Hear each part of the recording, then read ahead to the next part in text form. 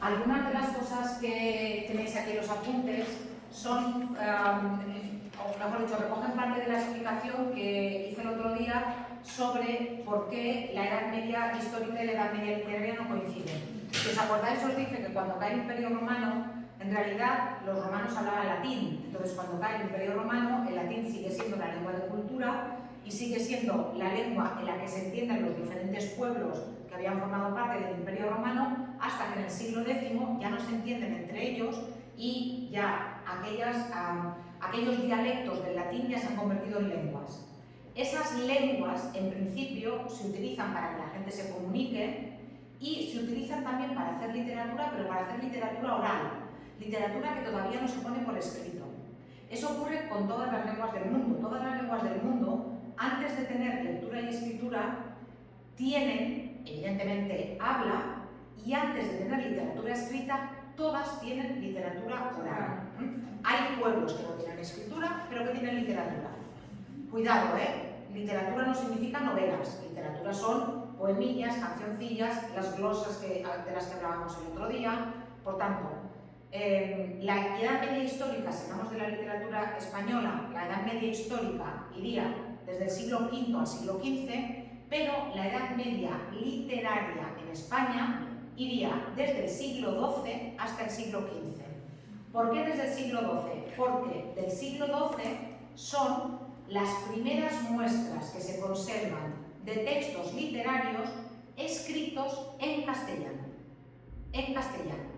Y la primera muestra que se conserva de un texto literario escrito en castellano es justamente el poema del Miocid.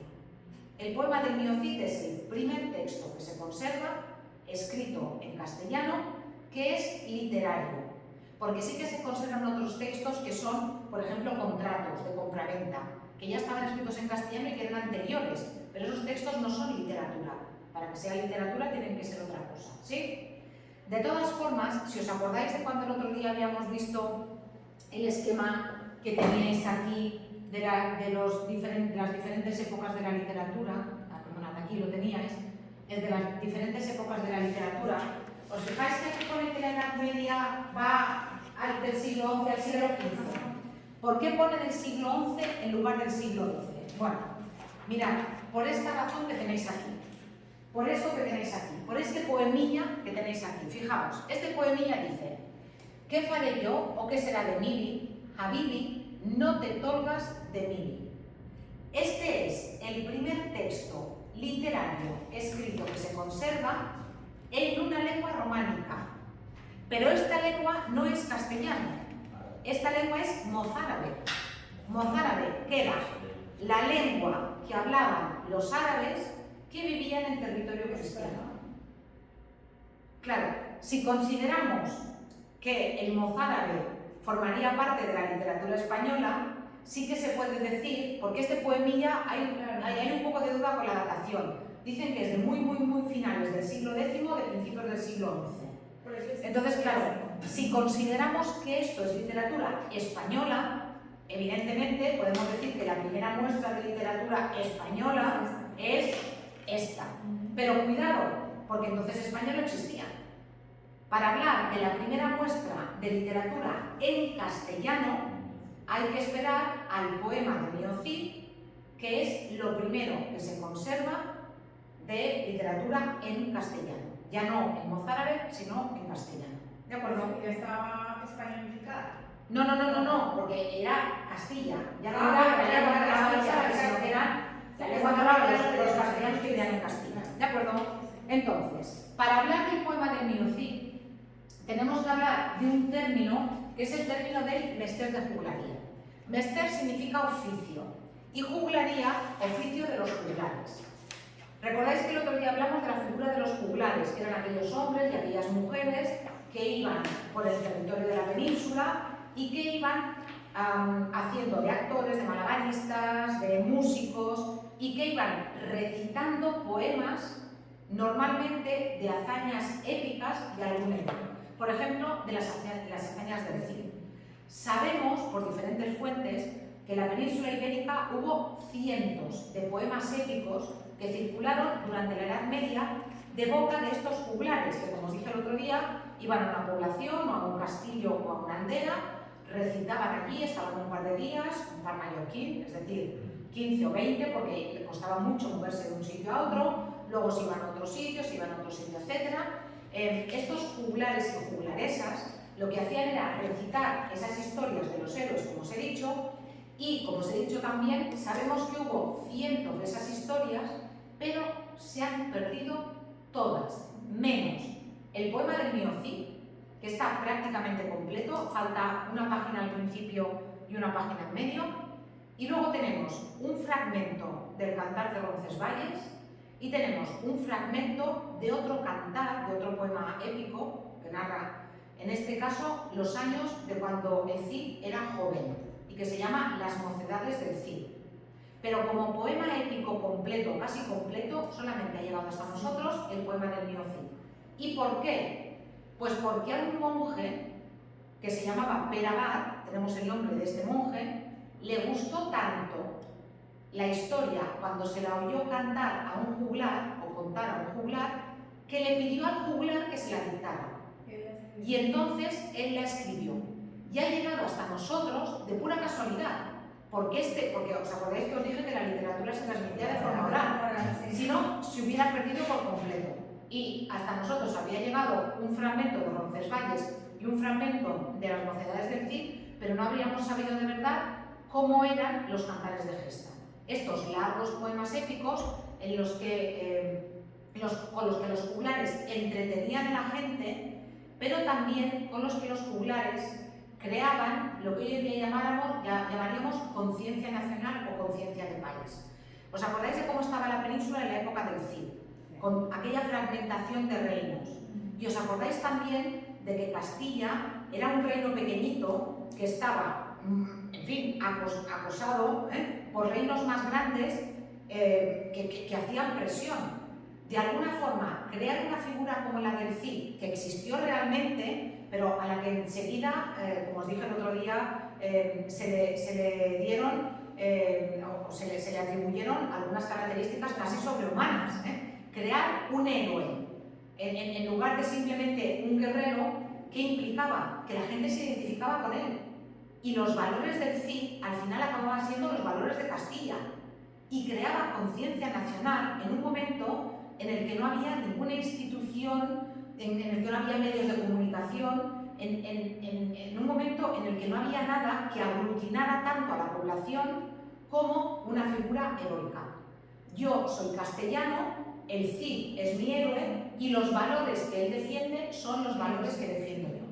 Entonces, de alguna manera, difundir esos cantares de gesta que no existieron solamente en España. Había cantares de gesta en Inglaterra, había cantares de gesta en Alemania. No sé si os suena El anillo de los Nibelungos, que luego Wagner hizo óperas, bueno, o Beowulf, que han hecho algunas películas, bueno, en fin, son cantares de gesta que circulaban en otros territorios europeos que hacían lo mismo, creaban conciencia nacional.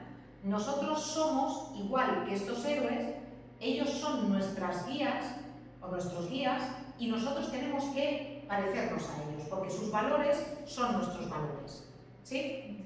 Entonces, la función de los juglares no era solamente una función de entretener, sino que a lo mejor de forma inconsciente estaban creando una conciencia nacional.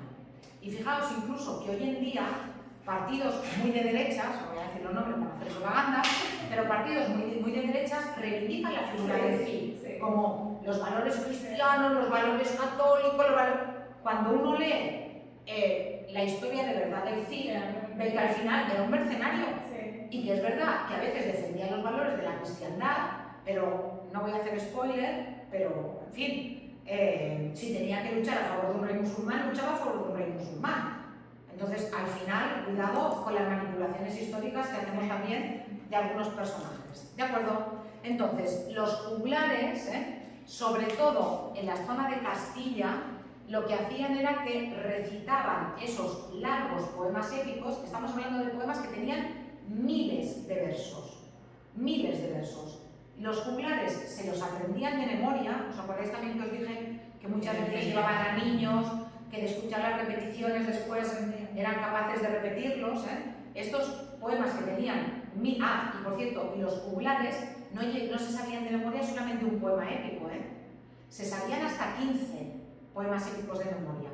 ¿Qué ocurría también? Que muchas veces improvisaban. A veces se les iba la memoria y entonces lo que hacían era que se inventaban un trozo. Muchas veces también adaptaban lo que contaban al público. Si tenían muchas mujeres, le daban más importancia a toda la parte sentimental, amorosa, familiar. Si en el público había mucho hombre joven, lo importante eran las batallas y las guerras, ¿sí? Entonces, hacían eso. Ellos iban adaptándose al público y, claro, como las obras eran anónimas, nadie sabía quién las había escrito y no había derechos de autor, podían modificarlas de cualquier forma, porque al final la obra era una creación colectiva de todo el mundo, ¿sí?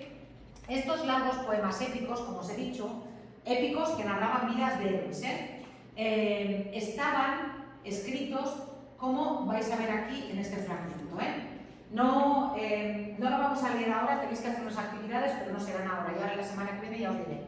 Fijaos, aquí están hablando de un momento en el que el Cid está viviendo ya en Valencia. Eso vendrá después del libro. En este libro el Cid no va a Valencia, pero después el Cid está en Valencia. Y entonces, fijaos, en Valencia con los suyos vivía el campeador. Con él estaban sus yernos, infantes de Carrión. Aquí el Cid ya ha casado a sus hijas con 2 infantes, familia del rey. Carrión está en León. ¿Os acordáis que os dije que León era el reino enemigo de Castilla, ¿vale? Un día que el Cid dormía en su escaño, es decir, en su cama, sin temor, un mal sobresalto entonces, ¿sabed? Les aconteció. Escapóse de una jaula, saliendo fuera un león. Los que estaban en la corte sintieron gran temor, recogiéronse sus mantos, los del buen campeador, y rodean el escaño en guardia de su señor, ¿vale? No voy a entrar ahora en el tema, pero es muy interesante el hecho de que haya un león, que se escape un león, y luego veréis lo que hace el Cid con el león. Yo me imagino ahí el público en la Edad Media, que cuando ve el público de Castilla, que entendía perfectamente el símbolo. Ese león son los leones que tenemos ahí al lado, y el Cid que va a humillar al león, esa es nuestra Castilla que está humillando al león, o sea, de la conciencia nacional. Pero fijaos cómo está escrito en verso, pero los versos son irregulares. Unos miden 14 sílabas, otros miden 16, otros miden 18, hay algunos hasta 20 sílabas, porque claro, los juglares cuando iban recitando no iban contando sílabas, iban recitando. Y veis que todos tienen la misma rima asonante. A partir de la última vocal tónica solamente coinciden las vocales or, on, o, on. Luego, no en este fragmento, pero luego de repente cambia y nos encontramos con una rima en ao. Ado, año, aso, alo.